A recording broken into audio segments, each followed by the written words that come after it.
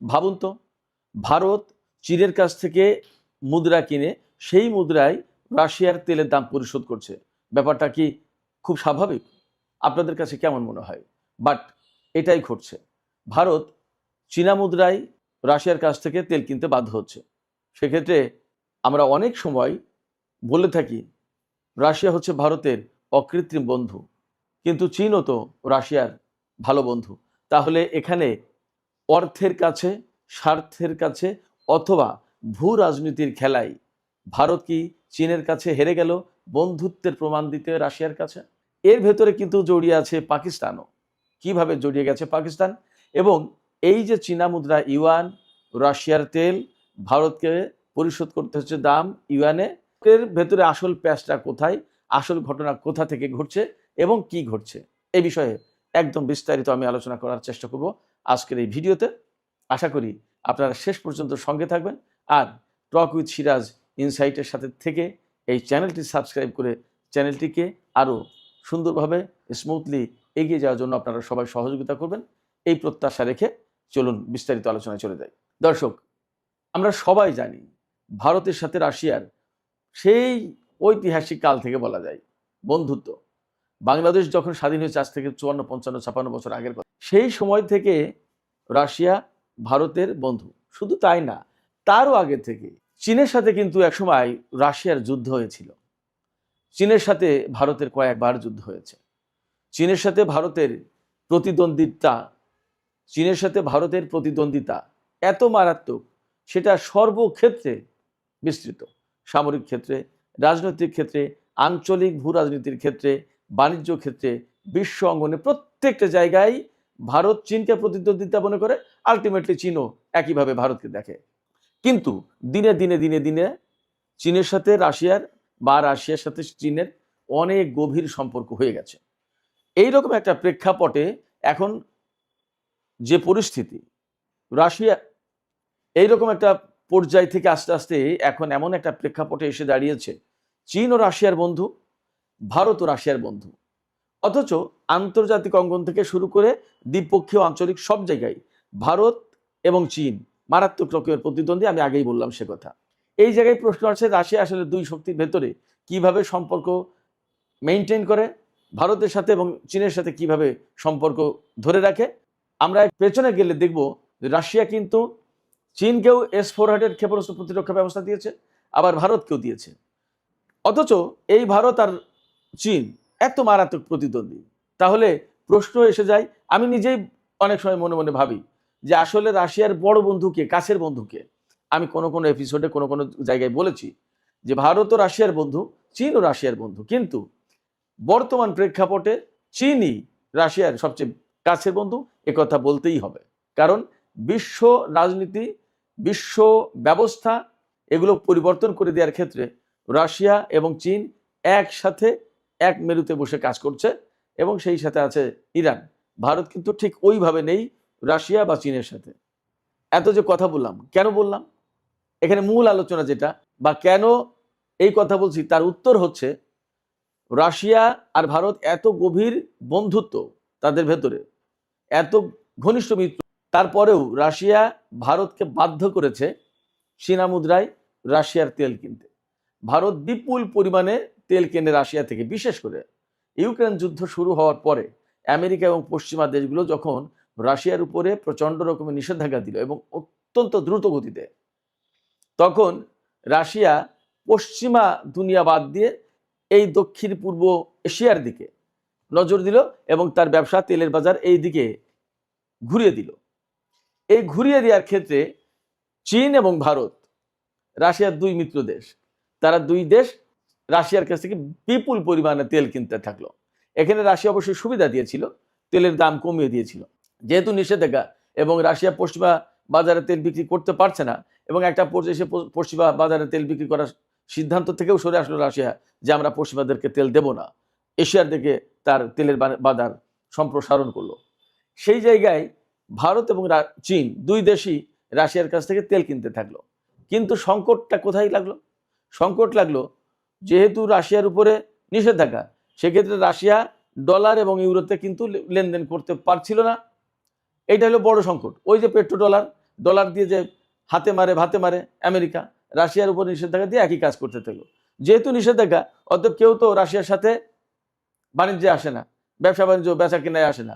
আবার রাশিয়া যে কারোর সাথে বেচা কেনা করবে, সুইফট সিস্টেমে ঢুকতে পারছে না, নিষেধাজ্ঞা, ফলে ইউরো বা ডলার কোনোটাই ব্যবহার করতে পারছে না। তখন রাশিয়া চেষ্টা করলো তার নিজস্ব মুদ্রায় অথবা চীনা মুদ্রা আন্তর্জাতিক বাজারে মোটামুটি বেশ গ্রহণযোগ্য, আরএমবি, এই চীনা মুদ্রায় রাশিয়া লেনদেন করতে চাইল। কিন্তু ভারত যেহেতু চীনের একদম জানের শত্রু, সেক্ষেত্রে ভারত তো এটাই রাজি হবে না। এটা গেল রাজনীতির কথা। আর কৌশলগত এবং নিজস্ব স্বার্থের কথা, যেটা ভারত রাজি না হয়ে ভারত রাশিয়াকে প্রস্তাব দিল যে আমরা লোকাল কারেন্সিতে লেনদেন করি, সেক্ষেত্রে তুমি রুপিতে দাম নাও, অর্থাৎ আমরা রুপি দিচ্ছি, তুমি রুপি নাও। এখন রাশিয়ার কাছ থেকে তো বিপুল অঙ্কের অর্থের তেল কেনে ভারত, আর রাশিয়ার বাজারে তো রুপি এত চলবেও না। তাহলে কি করবে? তাহলে তো এই রুপি জড়ো করে রাখতে হবে।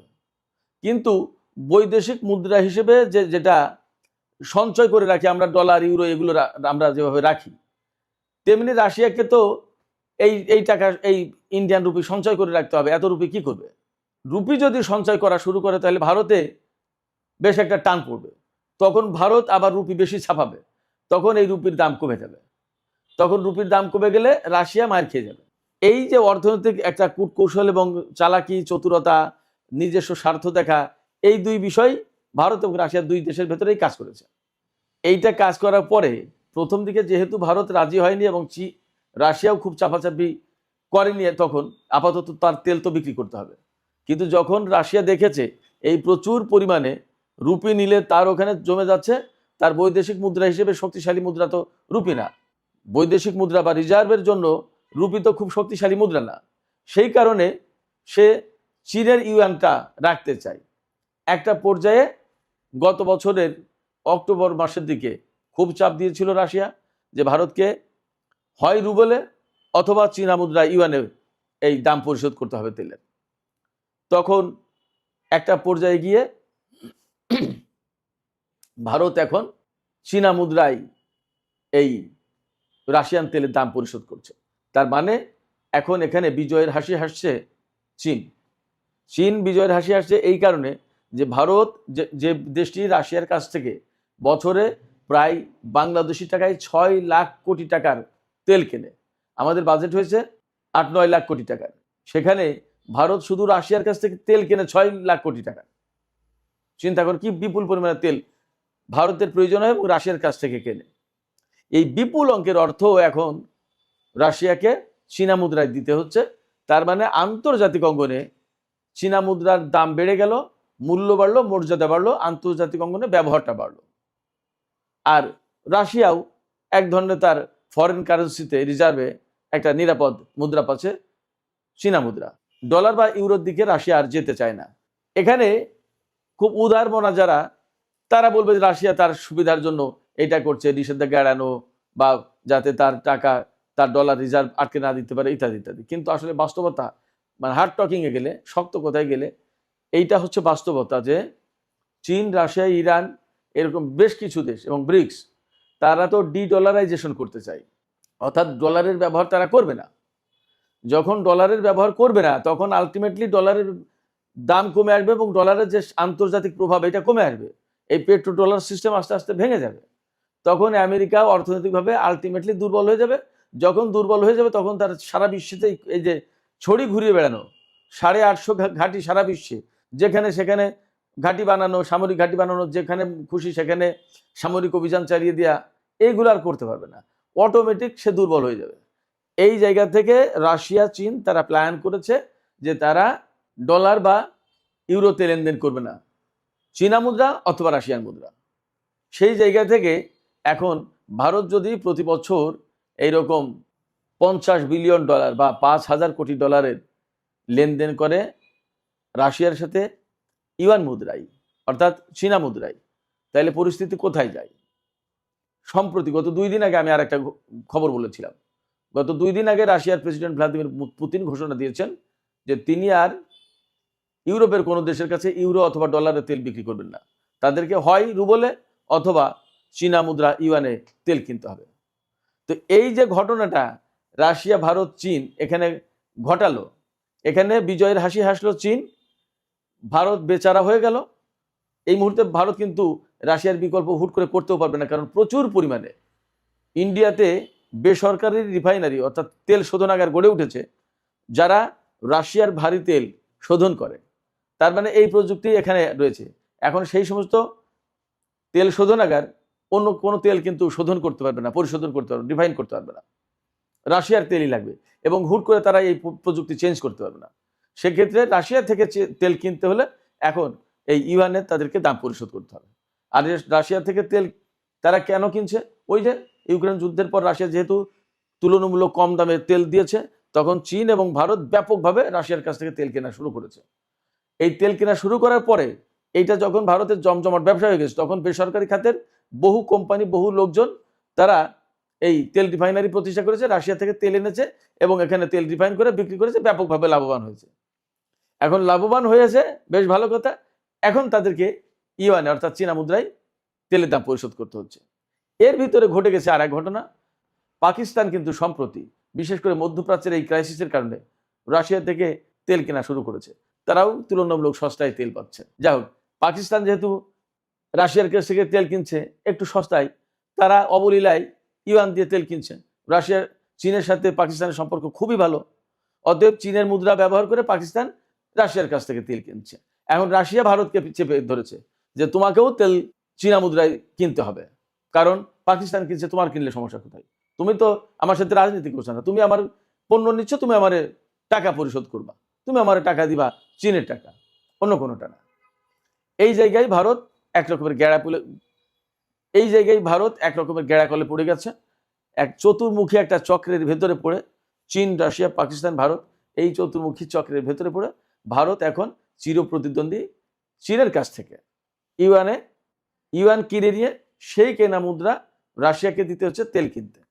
ভারত রাশিয়ার কাছ থেকে গত বছর অর্থাৎ 2025 সালে প্রায় 50 বিলিয়ন অর্থাৎ 5,000 কোটি ডলারের তেল কিনেছে। চীনও প্রায় একই রকমের তেল কিনেছে রাশিয়ার কাছ থেকে। বিপুল পরিমাণে তেল এই দুই দেশের কাছে বিক্রি হয়ে যাচ্ছে এবং রাশিয়া চীনা মুদ্রা ইউয়ান তার ফরেন কারেন্সিতে রাখছে, রিজার্ভে রাখছে। পাকিস্তানও ঢুকে গেছে এখানে। তার মানে এখানে আবার ভূ রাজনীতির খেলায়, বিশ্ব রাজনীতির দাবার কোর্টে যদি আমরা বিষয়টা দেখি, তাহলে দেখতে হবে যে চীন, রাশিয়া যে বলয়, সেই বলয়ে ভারত আছে, পাকিস্তান ঢুকেছে এবং তারা ডলারাইজ করার একটা প্রক্রিয়া কিন্তু ভালো মতো শুরু করেছে। সুপ্রিয় দর্শক, আজকের আলোচনা এখানেই শেষ করতে চাই। তবে যাবার আগে আমি আপনাদের কাছে জানতে চাই, এই যে ভারত রাশিয়ার কাছ থেকে চীনা মুদ্রায় তেল কিনতে বাধ্য হচ্ছে, এটা আসলে ভারতের জন্য নিঃসন্দেহে একটা চাপের ব্যাপার, কৌশলগত পরাজয়। কিন্তু এর ভিতর দিয়ে কি বিশ্বে যে ডলারাইজেশনের অর্থাৎ ডলার মুক্ত করার যে একটা প্রবণতা, সেই প্রবণতা খানিকটা জোরদার হলো কিনা এবং পাকিস্তান ঢুকে এই বলয়কে আরো শক্তিশালী করলো কিনা, আপনাদের মতামত জানিয়ে কমেন্টে লিখবেন। আর ভিডিওটি ভালো লাগলে লাইক, কমেন্ট, শেয়ার করবেন এবং টক উইথ সিরাজ ইনসাইটের সাথেই থাকবেন। আপনারা সবাই এই চ্যানেলটি সাবস্ক্রাইব করলে, চ্যানেলটি শেয়ার করলে এই চ্যানেলটি দ্রুত গতিতে এগিয়ে যাবে এবং নিত্য নতুন এই রকমের বিশেষ গুরুত্বপূর্ণ ভিডিও পাওয়ার জন্য চ্যানেলটিকে অবশ্যই সাবস্ক্রাইব করতে হবে।